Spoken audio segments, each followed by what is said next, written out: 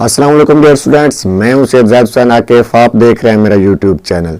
Dear student, आज की video में हम बात करने जा रहे हैं university of Punjab Lahore BA BSc ADP part 1 के नए दाखिला जात के हवाले से। डियर स्टूडेंट, आज की वीडियो के टॉपिक की जानब आगे बढ़ने से कबल अगर आप इस चैनल पर नए हैं और आप चाहते हैं कि आप तक तलीमी मवाद जो है वो पहुंचता रहे तो आप इस चैनल को सब्सक्राइब कर लें और साथ लगे बेल आइकन को प्रेस कर दें ताकि इस तरह का तलीमी मवाद का नोटिफिकेशन आप तक पहुंचता रहे।